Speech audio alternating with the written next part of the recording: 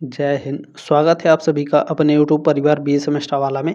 आज के इस क्लास में हम लोग कवर करने वाले हैं बीए, बीएससी, बीकॉम, बीबीए।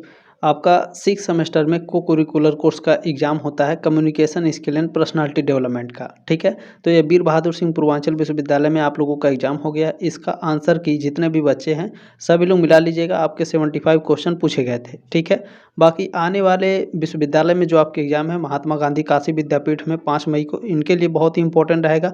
अभी मैं और बताऊंगा कि आपको और क्वेश्चन पेपर कहाँ मिलेगा। ठीक है, राजा महेंद्र प्रताप सिंह विश्वविद्यालय में आपके 11 मई को एग्जाम होने वाले हैं। डॉक्टर भीमराव अम्बेडकर यूनिवर्सिटी आगरा विश्वविद्यालय में आपके 18 मई को एग्जाम होंगे। और महात्मा ज्योतिबा फुले रोहिलखंड विश्वविद्यालय में आपको 24 मई को एग्जाम होंगे। बाकी चौधरी चरण सिंह यूनिवर्सिटी मेरठ विश्वविद्यालय और भी जितने प्रकार के विश्वविद्यालय हैं उत्तर प्रदेश में और उससे जो अफिलेटेड कॉलेज हैं सभी बच्चे इस क्लास को अटेंड करेंगे। ठीक है, जिनका भी एग्जाम होने वाला है। और मैं बता दूं अलग अलग विश्वविद्यालय के मैंने सारे क्वेश्चन पेपर सॉल्व कराए हैं। डिस्क्रिप्शन बॉक्स में प्लेलिस्ट का लिंक है, जाकर के आप लोग सारे क्लास अटेंड जरूर करेंगे। ठीक है, चलिए क्लास को स्टार्ट करते हैं। वीर बहादुर सिंह पूर्वांचल यूनिवर्सिटी के जितने भी बच्चे हैं ध्यान दीजिएगा, आपके 75 ठीक है क्वेश्चन पूछे गए थे और 75 नंबर का ही आपका पेपर भी था। और ध्यान रखिएगा जिनका बैक पेपर था और जिनका एक्चुअल में पेपर था दोनों बच्चे इस क्लास को अटेंड करेंगे, बीए, बीएससी, बीकॉम, बीबीए। ठीक है, चले अपना आंसर की जरूर मिला लीजिएगा और बताइएगा कमेंट बॉक्स में कितने आपके सही हैं। बाकी जिनका एग्जाम है सारे क्वेश्चन को मोस्टली अटेंड करना है। ठीक है, चलिए पहला क्वेश्चन पूछा गया है, हेलो इफेक्ट का संबंध है। हेलो इफेक्ट का संबंध किसके साथ है? तो परीक्षण से या प्रभाव से। ठीक है ना, टेस्टिंग से या फिर इंप्रेशन से हेलो इफेक्ट का संबंध होता है। चौथा ऑप्शन आपका इसमें राइट है, क्वेश्चन नंबर पहले का। चलिए क्वेश्चन नंबर दूसरा आपसे पूछा गया था, व्यक्तित्व शब्द किस शब्द से बना है? जो पर्सनालिटी शब्द है ये किस शब्द से बना है? प्रदर्शन से, स्थान से, परसोना से। बिल्कुल, देखिए जो पर्सनालिटी शब्द है ये आपका परसोना से बना है, जिसका अर्थ होता है मुखौटा। ये भी आपके एग्जाम में पूछता है। ठीक है ना, क्वेश्चन कैसे पूछेगा, व्यक्तित्व शब्द परसोना से लिया गया है जिसका अर्थ होता है, तो उसमें आपको ऑप्शन में मुखौटा दिया रहता है। ठीक है, तो ये क्वेश्चन भी आपको याद रखना है। चलिए यहाँ पे तीसरा ऑप्शन आपका करेक्ट है दूसरे का। और देखिए तीसरा क्वेश्चन पूछा है कि गैलन के अनुसार व्यक्ति कितने प्रकार के होते हैं? व्यक्ति यानी यहाँ पर पीपुल के बारे में पूछ रहा है। ठीक है ना, यहाँ पर्सनालिटी नहीं है, यहाँ व्यक्ति के बारे में पूछा है कि गैलन के अनुसार जो व्यक्ति होते हैं वो कितने प्रकार के होते हैं। तो ये 4 प्रकार के होते हैं, इसमें से तीसरा ऑप्शन आपका बिल्कुल करेक्ट था, क्वेश्चन नंबर तीसरे का। और जिन्होंने क्वेश्चन पेपर भेजा है आप सभी का बहुत बहुत धन्यवाद। चले क्वेश्चन नंबर 4 है, व्यक्तित्व शब्द किस भाषा से लिया गया है? जो पर्सनालिटी शब्द है ये किस भाषा से लिया गया है? ये लैटिन भाषा से लिया गया है। ठीक है ना, ऑप्शन नंबर इसमें पहला करेक्ट था, क्वेश्चन नंबर 4 का। क्वेश्चन नंबर 5 आपसे पूछा गया है, व्यक्तित्व सर्वाधिक प्रभावित होता है, जो पर्सनालिटी है ये सबसे ज़्यादा किससे प्रभावित होता है? सोशल इंटरेक्शन से सबसे ज़्यादा प्रभावित होता है, सामाजिक अंतःक्रिया से। पहला ऑप्शन आपका इसमें राइट है, क्वेश्चन नंबर 5 का। क्वेश्चन नंबर 6 आपसे क्या पूछा गया है, व्यक्तित्व यानी पर्सनालिटी के टाइप सिद्धांत का प्रतिपादन किसने किया? ठीक है ना, टाइप थ्योरी ऑफ पर्सनालिटी किसने दी थी? टाइप थ्योरी ऑफ पर्सनालिटी दी थी सेंडल महोदय ने। ठीक है, सेल्डन महोदय ने, बिल्कुल पहला ऑप्शन आपका इसमें राइट है। ठीक है, टाइप सिद्धांत सेल्डन महोदय। चलिए नेक्स्ट क्वेश्चन देखेंगे, 7 नंबर आपसे पूछा गया था कि निम्नलिखित में से कौन सा व्यक्तित्व का गुण नहीं है? पर्सनालिटी का गुण क्या नहीं है? ईमानदारी है, बिल्कुल ऑनेस्टी। बुद्धिमत्ता भी है और आत्मविश्वास भी है। हाइट इस मेजरमेंट, हाइट इसमें जो है आपका, ठीक है ना, व्यक्तित्व का गुण नहीं है। ठीक है, इसमें आपका तीसरा ऑप्शन बिल्कुल करेक्ट है, क्वेश्चन नंबर 7 का। ठीक है ना, ईमानदारी, बुद्धिमत्ता और आत्मविश्वास आपके पर्सनालिटी की विशेषताएं होती हैं, ऊंचाई इसमें कोई मायने नहीं रखता है। क्वेश्चन नंबर 8 आपसे पूछा गया है, कार्ल यूंग के अनुसार व्यक्तित्व यानी पर्सनालिटी को बांटा जा सकता है 2 भागों में, कौन कौन से? इंट्रोवर्ट और एक्सट्रोवर्ट, यानी अंतर्मुखी और बहिर्मुखी। पहला ऑप्शन आपका इसमें राइट है, क्वेश्चन नंबर 8 का। क्वेश्चन नंबर 9 आपसे पूछा गया था कि शब्द जो है परसोना, परसोना का आशय क्या है? मुखौटा। पहला ऑप्शन आपका इसमें राइट है, क्वेश्चन नंबर 9 का। ठीक है, इस क्वेश्चन को कई तरीके से पूछता है तो ध्यान रखिएगा। क्वेश्चन नंबर 10 आपसे पूछा गया है कि आत्मविश्वास किसका महत्वपूर्ण भाग है? सेल्फ कॉन्फिडेंस किसका महत्वपूर्ण भाग होता है? तो ये आपके पर्सनालिटी ग्रूमिंग का, ठीक है, व्यक्तित्व संवर्धन का भाग होता है आत्मविश्वास। ऑप्शन नंबर 2 इसमें करेक्ट है, क्वेश्चन नंबर 10 का। क्वेश्चन नंबर 11 पूछा है, एक सुव्यवस्थित व्यक्ति होता है, ठीक है ना, ए वेल ग्रूमेड पर्सन कैसा होता है? तो यह बिल्कुल पॉलिट एंड नीट होता है, विनम्र एवं स्वच्छ होता है। दूसरा ऑप्शन आपका राइट है।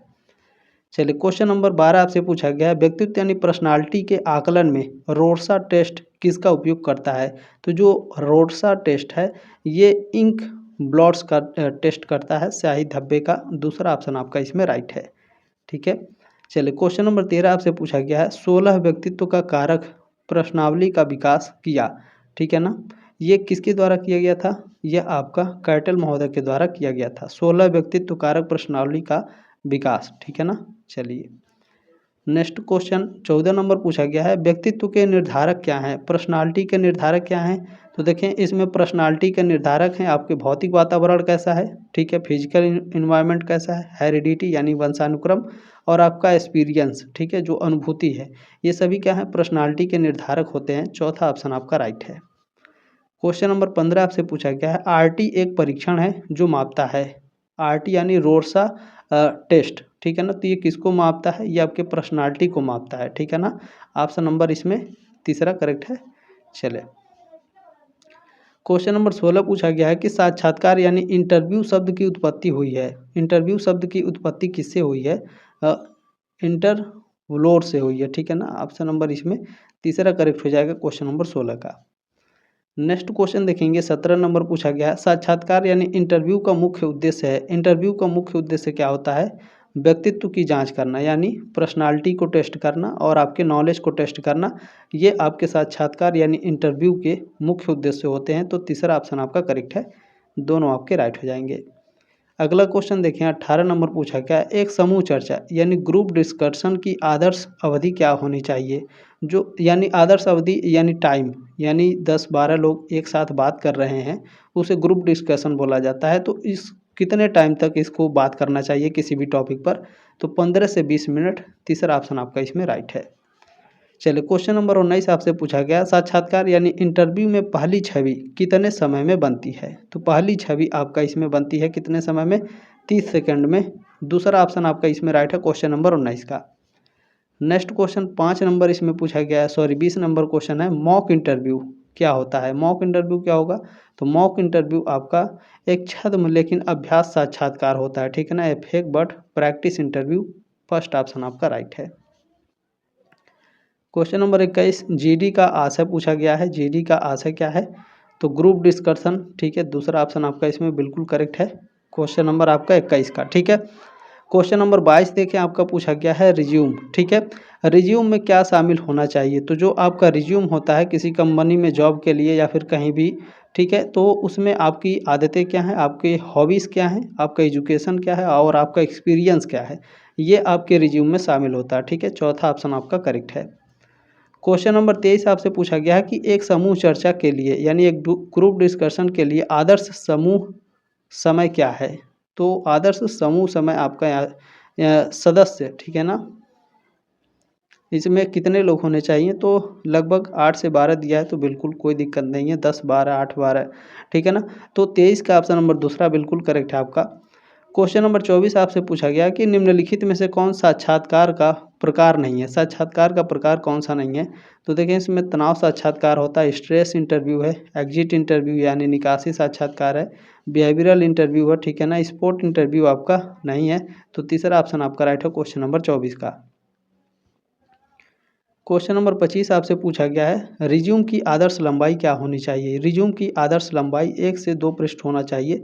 इसमें पहला ऑप्शन आपका करेक्ट है क्वेश्चन नंबर 25 का। क्वेश्चन नंबर 26 आपसे पूछा गया था व्यक्तित्व यानी पर्सनालिटी के 5 कारक मॉडल में शामिल है। 5 कारक मॉडल को ओसियन बोला जाता, OCEAN, ठीक है ना। जो व्यक्तित्व के 5 कारक मॉडल हैं, पर्सनालिटी के 5 कारक मॉडल, इसे ओसियन बोला जाता है। तो इसमें पूछा है 5 कारक मॉडल में शामिल है। इस क्वेश्चन को ऐसे पूछना चाहिए था, व्यक्तित्व के 5वें कारक मॉडल में कौन शामिल है? ठीक है, तो इसमें आपका न्यूरोटिसिज्म आपका शामिल है, ठीक है ना। इसमें ए से आपका क्या हो गया? एग्रेबलनेस, ठीक है, सहमतता आपका चौथे नंबर पर आता है। 5वें नंबर पर आपका आता है न्यूरोटिसिज्म, ठीक है। तो इसे एक बार अच्छे से इंटरनेट पर भी पढ़ लीजिएगा, वो आपको आसानी से मिल जाएगा, ठीक है। तो दूसरा ऑप्शन आपका इसमें राइट है, ध्यान रखिएगा। नेक्स्ट क्वेश्चन देखेंगे 27 नंबर क्वेश्चन आपका पूछा गया है। देखें, मापने के लिए प्रक्षेपी तकनीकों का उपयोग किया जाता है। किसका उपयोग किया जाता है? तो पर्सनालिटी, ठीक है ना। प्रक्षेपित तकनीक का उपयोग किसके लिए किया जाता है? पर्सनालिटी को मापने के लिए। तीसरा ऑप्शन आपका इसमें राइट है, क्वेश्चन नंबर 27 का। अगला क्वेश्चन है 28 नंबर, समूह चर्चा का मुख्य उद्देश्य है। ग्रुप डिस्कशन का मुख्य उद्देश्य क्या होता है? तो ग्रुप डिस्कशन का मुख्य उद्देश्य होता है, ठीक है, इसका मुख्य उद्देश्य क्या होगा? मुख्य उद्देश्य है एक विशिष्ट विषय पर सहयोग करना और विचारों का आदान प्रदान करना। तीसरा ऑप्शन राइट है, क्वेश्चन नंबर 28 का। नेक्स्ट क्वेश्चन देखेंगे 29 नंबर आपसे पूछा गया है, बायोडाटा का सबसे सामान्य रूप प्रारूप क्या है? सॉरी फॉर दिस, ठीक है। बायोडाटा का सबसे सामान्य प्रारूप क्या है? सबसे सामान्य प्रारूप है आपका कालक्रमबद्धता, ठीक है ना, क्रोनोलॉजिकल। फर्स्ट ऑप्शन आपका इसमें राइट है।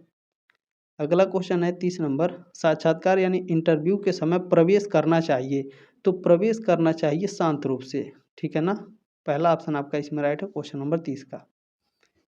चलिए क्वेश्चन नंबर 31 आपसे पूछा गया है, साक्षात्कार का प्रकार नहीं है, इंटरव्यू का प्रकार कौन सा इसमें से नहीं है? देखिए, संरचनात्मक साक्षात्कार होता है आपका, स्ट्रक्चर्ड इंटरव्यू होता है, पैनल इंटरव्यू होता है, अनस्ट्रक्चर्ड इंटरव्यू होता है, फैमिली इंटरव्यू आपका नहीं होता है, ठीक है ना। तो चौथा ऑप्शन आपका इसमें राइट है, क्वेश्चन नंबर 31 का। क्वेश्चन नंबर 32 आपसे पूछा गया था कि समूह चर्चा यानी ग्रुप डिस्कशन में कौन सी सामान्य त्रुटि से बचना चाहिए? तो बातचीत पर हमें हावी नहीं होना चाहिए अगर ग्रुप डिस्कशन हो रहा है तो, ठीक है ना। और अप्रासंगिक जानकारी प्रदान करना, तो ये भी नहीं करना चाहिए, ठीक है ना। दूसरों को सक्रिय रूप से सुनना, बिल्कुल सुनना चाहिए। तो उपरोक्त सभी नहीं होगा। पहला ऑप्शन आपका इसमें सबसे ज़्यादा मोस्टली, मतलब सबसे ज़्यादा नज़दीक है इस क्वेश्चन के। पहला ऑप्शन आपका इसमें राइट है, क्वेश्चन नंबर 32 का, ठीक है। चलिए क्वेश्चन नंबर 33 देखें, जो क्वेश्चन नंबर आपका 32 है ना, ये भी सही है, अप्रासंगिक जानकारी प्रदान करना। लेकिन अगर इसमें सही OMR शीट पर गोला लगाएंगे, अगर आपको नंबर मिलेगा तो ऑप्शन नंबर पहले वाले पे ही नंबर मिलेगा, ये बात ध्यान रखिएगा, ठीक है। डी वाले पे नंबर नहीं मिलेगा, ये बात ध्यान रखेंगे, ठीक है ना। ऐसे क्वेश्चन आपको बहुत डीपली ये क्वेश्चन पूछे जाते हैं इस प्रकार के, ठीक है, तो ध्यान रखेंगे इस चीज़ का। क्वेश्चन नंबर 33 है कि शरीर की भाषा जो बॉडी लैंग्वेज है उसके आयामों में से एक क्या है? इसके आयामों में से एक क्या है? तो देखिए, आंखों का संपर्क, ये आपकी बॉडी लैंग्वेज है। शारीरिक गतिविधि, ठीक है, काइनेसिक्स भी है, और प्रोक्सेमिक्स भी है, ठीक है ना, व्यक्तिगत स्थान। ये चौथे इसमें करेक्ट हो जाएंगे क्वेश्चन नंबर 33 का। शरीर की भाषा के आयामों में से एक क्या है? तो इसमें से तीनों है, ठीक है ना, तो ध्यान रखेंगे। चौथा ऑप्शन आपका राइट है, 33 का। क्वेश्चन नंबर 34 आपसे पूछा गया है कि प्रोक्सेमिक्स संदर्भित करता है। प्रोक्सेमिक्स किसको संदर्भित करता है? तो यह व्यक्तिगत स्थान तथा दूरी के अध्ययन को संदर्भित करता है, स्टडी ऑफ, ठीक है, पर्सनल स्पेस एंड डिस्टेंस। तीसरा ऑप्शन आपका राइट है, ठीक है। क्लियर हो गया ना? 34 का ऑप्शन नंबर तीसरा करेक्ट है। क्वेश्चन नंबर 35 आपसे पूछा है, हैप्टिक्स से संबंधित है। हैप्टिक्स किससे संबंधित है? ये टच से संबंधित है, ठीक है, यानी स्पर्श से। पहला ऑप्शन आपका राइट है, क्वेश्चन नंबर 35 का। नेक्स्ट क्वेश्चन, ASL का फुल फॉर्म पूछा गया था, तो American sign language. First option आपका इसमें राइट है, क्वेश्चन नंबर 36 का। चलिए क्वेश्चन नंबर 37 क्या है? क्रोनोमिक्स संबंधित है। क्रोनोमिक्स आपके टाइम से संबंधित होता है, समय से। 37 का पहला ऑप्शन आपका राइट हो जाएगा। क्वेश्चन नंबर 38 पूछा गया था, इसमें इनमें से कौन देह भाषा का आयाम है? बॉडी लैंग्वेज का कौन सा डायमेंशन है इनमें से? तो ध्यान रखेंगे, जो आपका अस्मिता विज्ञान है, प्रोक्सेमिक्स है, हैप्टिक्स और काइनेसिक्स। देखें यहाँ पर जो हिंदी में लिखा हुआ ना, इसको लेकर के भी पढ़िएगा, और इंग्लिश वाला ज़्यादा बेटर रहेगा कम्युनिकेशन स्किल में।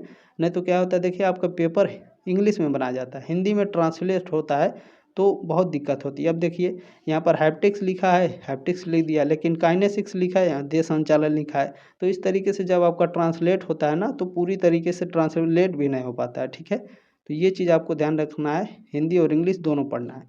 तो यहाँ पर सभी आपके सही हो जाएंगे। काइनेसिक्स, हैप्टिक्स और प्रोक्सेमिक्स, ये सभी आपके बॉडी लैंग्वेज के डायमेंशंस हैं, ठीक है। चौथा ऑप्शन आपका राइट है, क्वेश्चन नंबर 38 का।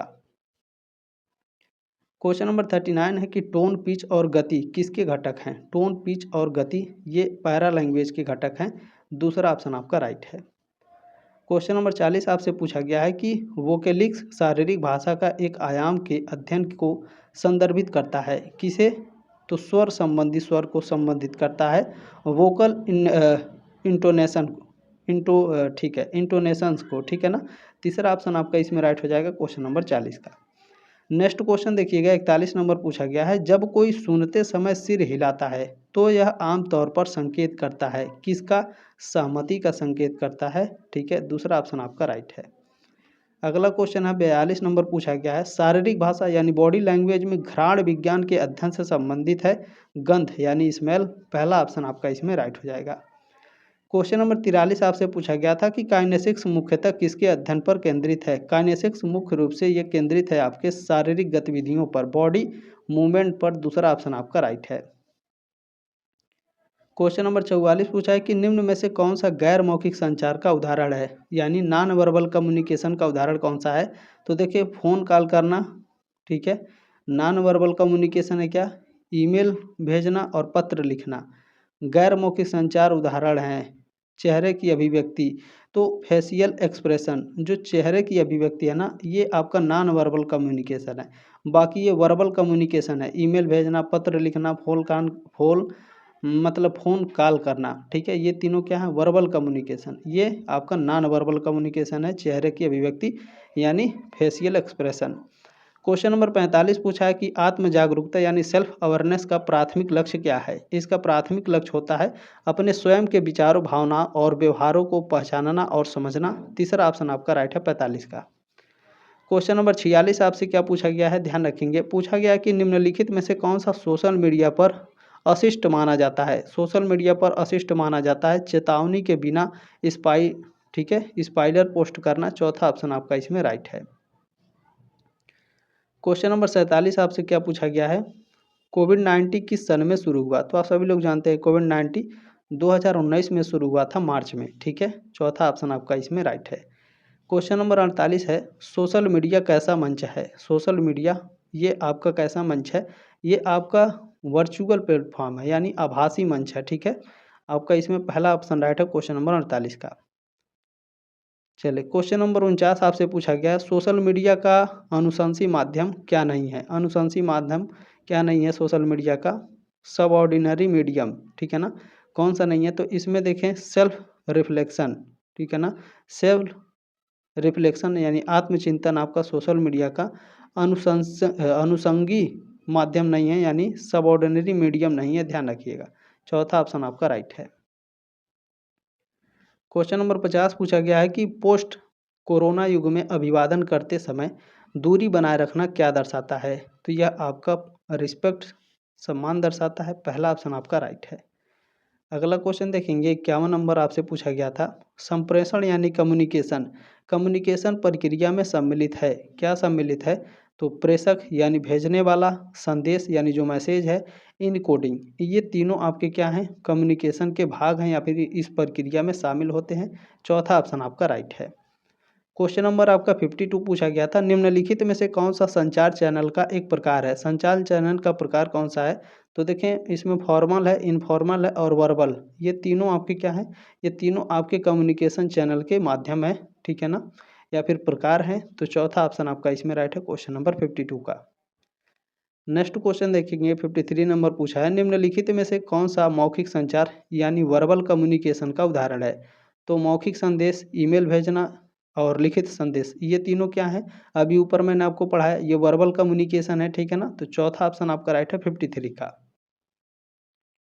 क्वेश्चन नंबर 54 है कि शोर है, नॉइस क्या है? नॉइस एक प्रकार का बैरियर है। ठीक है ना, बाधा है, बिल्कुल दूसरा ऑप्शन आपका राइट है। चलें, क्वेश्चन नंबर 55 क्या है? 55 नंबर क्वेश्चन है, ईमेल में ई का अर्थ है, ईमेल में ई का अर्थ होता है इलेक्ट्रॉनिक। ठीक है, दूसरा ऑप्शन आपका इसमें करेक्ट हो जाएगा। अगला क्वेश्चन है 56 नंबर, इनमें से कौन संचार की शैली नहीं है? ठीक है ना, कम्युनिकेशन की शैली कौन सी नहीं है?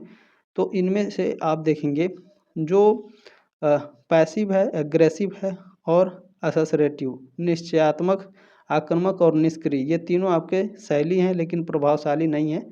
इसमें पहला ऑप्शन आपका करेक्ट हो जाएगा 56 का। चलिए, 57 नंबर प्रश्न है कि संचार के तत्व हैं, कम्युनिकेशन के तत्व कौन कौन से हैं? तो प्रेषक यानी भेजने वाला, मैसेज और मीडियम यानी माध्यम, ये सभी आपके कम्युनिकेशन के तत्व हैं। चौथा ऑप्शन आपका राइट है।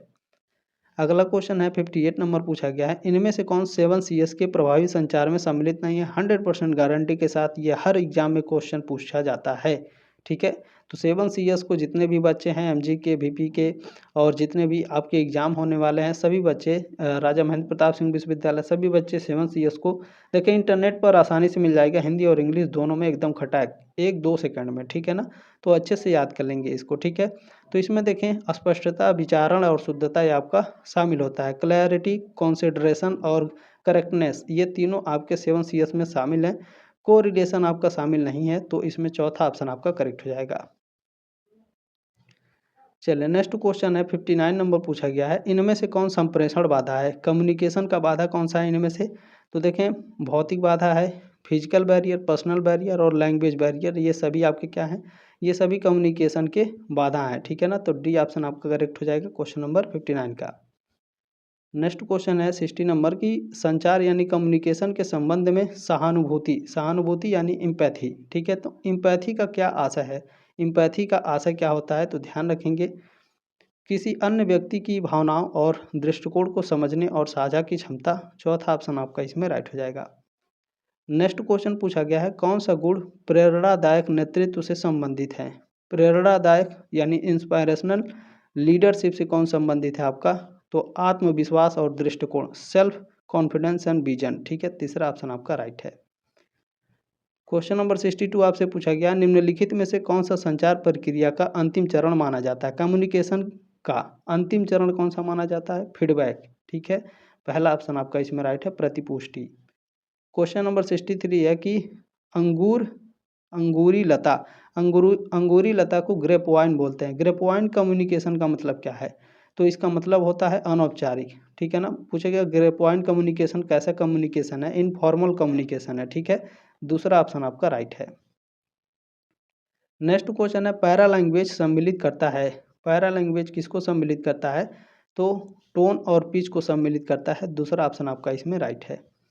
अगला क्वेश्चन है 65, किस प्रकार का संचार व्यक्ति के भीतर होता है? व्यक्ति के भीतर आपका अंतर व्यक्तिगत संचार होता है, ठीक है ना, इंटरपर्सनल कम्युनिकेशन। दूसरा ऑप्शन आपका इसमें राइट है 65 का। चलिए नेक्स्ट क्वेश्चन पूछा गया है, जो संचार सभी दिशाओं में होता है वह कहलाता है? वह आपका विकर्ण संचार कहलाता है, ठीक है ना, डायगोनल कम्युनिकेशन। फर्स्ट ऑप्शन आपका इसमें राइट है। नेक्स्ट क्वेश्चन पूछा गया है, इनमें से कौन श्रवण का एक प्रकार है? सुनने का कौन सा प्रकार है? देखिए सक्रिय सुनना, एक्टिव लिसनिंग, सेलेक्टिव लिसनिंग और इम्पैथिक लिसनिंग, ये तीनों आपके क्या हैं? श्रवण यानी सुनने के प्रकार हैं। चौथा ऑप्शन आपका इसमें राइट है, उपरोक्त सभी आपके करेक्ट हैं। अगला क्वेश्चन पूछा है इसमें, देखिए श्रवण यानी लिसनिंग स्किल के अंतर्गत सम्मिलित हैं। श्रवण कौशल के अंतर्गत कौन से सम्मिलित होते हैं? सुनना, समझना और मूल्यांकन करना, ये सभी। चौथा ऑप्शन आपका राइट हो जाएगा। अगला क्वेश्चन पूछा गया है, निम्नलिखित में से सर्वाधिक उपयुक्त श्रवण प्रकार है? सर्वाधिक एक्टिव प्रकार नहीं, ठीक है, केवल लिसनिंग है। तो यहाँ पर आपका होगा सक्रिय, एक्टिव लिसनिंग, ठीक है ना। उपयुक्त श्रवण जब भी पूछेगा तो एक्टिव लिसनिंग होगा, सक्रिय श्रवण पहला ऑप्शन आपका राइट है। देखिए 70 नंबर क्वेश्चन है, ईमेल पते का भाग है, यूजर नेम का भाग है या फिर होस्ट का नाम है? तो ये आपका दोनों को हो जाएगा। तीसरा ऑप्शन आपका राइट है। चलिए नेक्स्ट क्वेश्चन आपका पूछा गया है, निश्चयात्मक संचार शैली की विशेषता है। कौन सी विशेषता होती है इनकी? निश्चयात्मक यानी एसोसिएटिव कम्युनिकेशन के बारे में पूछ रहा है, ठीक है ना। तो एसोसिएटिव कम्युनिकेशन में क्या होता है? वह व्यक्तियों के अधिकारों का ध्यान रखता है। एसोसिएटिव कम्युनिकेशन वह बहुत अच्छा श्रोता होता है, एसोसिएटिव कम्युनिकेशन स्टाइल, ठीक है। और वह आत्मविश्वास से युक्त होता है। तीनों आपके करेक्ट हैं। चौथा ऑप्शन आपका इसमें राइट है। ये मैंने नहीं पढ़ा है आपको, ठीक है। 72 नंबर क्वेश्चन देख लीजिएगा, ईमेल में सीसी का आशय है। सीसी का फुल फॉर्म पूछा गया है, कार्बन कॉपी। ये भी लगभग हर एग्जाम में पूछा जाता है, ठीक है। कार्बन कॉपी पहला ऑप्शन आपका इसमें राइट हो जाएगा। चलिए क्वेश्चन नंबर 73 है, निम्नलिखित में से कौन सा पैरालिंग्विस्टिक संचार का एक उदाहरण है? पैरालिंग्विस्टिक कम्युनिकेशन का उदाहरण कौन सा है? चेहरे का भाव, ठीक है ना, फेशियल एक्सप्रेशन। तीसरा ऑप्शन आपका इसमें राइट है। चलिए क्वेश्चन नंबर 74 आपसे पूछा गया है, साफ सफाई, शारीरिक व्यायाम, आराम और नींद इसका हिस्सा है। किसका हिस्सा है? तो यह आपके व्यक्तिगत स्वच्छता का हिस्सा है, पर्सनल हाइजीन का। तीसरा ऑप्शन आपका राइट है। मैंने अलग अलग विश्वविद्यालय के क्वेश्चन पेपर सॉल्व कराए हैं, डिस्क्रिप्शन बॉक्स में प्लेलिस्ट का लिंक है, जा करके देख लेंगे। प्लेलिस्ट आपको नहीं मिल रहा है तो आप हमें मैसेज कर सकते हैं इस नंबर पर 76075744, ठीक है, 74584, ये मेरा व्हाट्सअप नंबर है। मैं आपको प्लेलिस्ट सेंड कर दूंगा। एग्ज़ाम के बाद आप लोग अपना क्वेश्चन पेपर भेज दीजिएगा। जैसे मैंने वीर बहादुर सिंह पूर्वांचल यूनिवर्सिटी का मैंने आपका आंसर की दे दिया, इसी प्रकार आपके एमजी के वीपी, ठीक है, और राजा महेंद्र प्रताप सिंह विश्वविद्यालय, डॉक्टर भीमराव अम्बेडकर यूनिवर्सिटी आगरा विश्वविद्यालय, और चौधरी चरण सिंह यूनिवर्सिटी मेरठ विश्वविद्यालय, और आपके एग्जाम होने वाले हैं महात्मा ज्योतिबा फुले रुहेलखंड विश्वविद्यालय। सभी के मैं आंसर की आपको प्रोवाइड करा दूंगा। इसी नंबर पर आप लोग अपना क्वेश्चन पेपर भेजेंगे, ठीक है। और ये लास्ट क्वेश्चन है, शरीर की भाषा यानी बॉडी लैंग्वेज का वर्णन करने के लिए उपयुक्त तकनीकी शब्द की पहचान करें। कौन सा तकनीकी शब्द है? काइनेसिक्स है, ठीक है ना। शारीरिक भाषा का वर्णन करने के लिए काइनेसिक्स का उपयोग किया जाएगा। तीसरा ऑप्शन राइट है क्वेश्चन नंबर 75 का, ठीक है। बाकी क्लास कैसी लगी फीडबैक जरूर दीजिएगा कमेंट बॉक्स में। जल्दी मिलेंगे आपके नेक्स्ट क्लास में, तब तक के लिए जय हिंद, वंदे मातरम।